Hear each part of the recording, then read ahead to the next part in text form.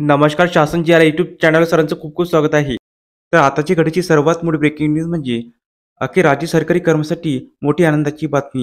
शासन निर्णय निर्गमित त्या संदर्भात एवढेच्या माध्यमातून संपूर्ण अपडेट सविस्तरपणे पाहण्याचा त्याला सुरू करूया.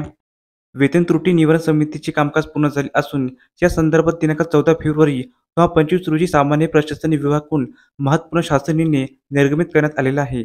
सदर शासन निर्णयानुसार वित्त विभागाच्या दिनांक 16 मार्च 2024 रोजीच्या शासन निर्णयानुसार 7व्या वेतन आयोगातील त्रुटी संदर्भात विविध न्यायालयातील दाखल केलेल्या रीट याचिकेच्या अनुषंगाने न्यायालयाने दिलेल्या आदेशानुसार तपासणी करून त्याबाबत शिफारस करण्याकरिता वेतन त्रुटी निवारण समितीची स्थापना करण्यात आली आहे.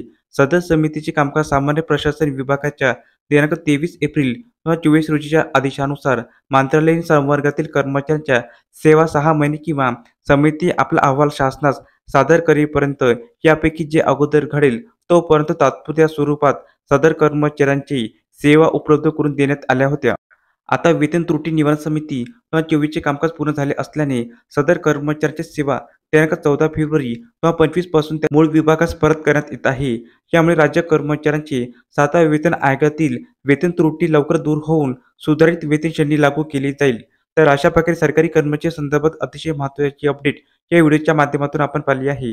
तर हा व्हिडिओ आपल्याला आवडला असेल तर चॅनलला नक्की सबस्क्राईब करा, लाईक करा, कमेंट करा आणि अशाच नवीन अपडेट मिळण्यासाठी शासनच्या यूट्यूब चॅनलला सबस्क्राईब करायला अजिबात विसरू नका.